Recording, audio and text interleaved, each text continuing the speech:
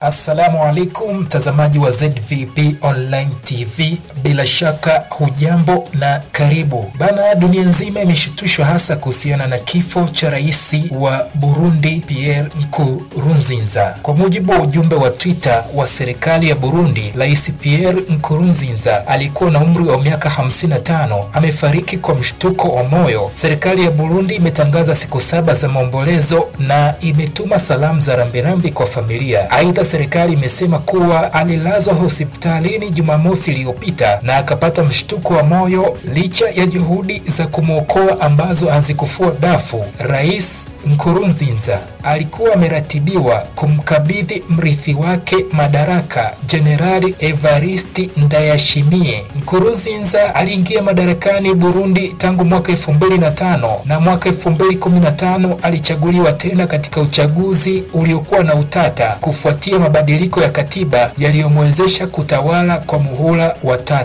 Katika uchaguzi uliofanyika Mei mwaka huu, Nkurunziza hakugombea na mgombea wa chama tawala Evariste Ndayishimiye ndiye aliyeibuka mshindi. Evariste atachukua nafasi ya Rais Pierre Nkurunziza ambaye ameliongoza taifa hilo kwa muda wa miaka 15. Ndayishimiye ni mwanasiasa wa karibu wa Nkurunziza. Amekuwa katibu mkuu wa chama tawala CNDD-FDD tangu mwaka 2016. Alizaliwa mwaka 1968 katika mkoa wa Gitega, eneo la kati mwa taifa hilo. Nkurunziza ameaga dunia siku 10 tu baada ya mke wake Denis Butsima kupelekwa kwa ndege mjini Nairobi, Kenya kupata matibabu baada ya kuambukizwa virusi vya corona COVID-19. Mimi ni Hassan Yusuf, ZVP Online TV.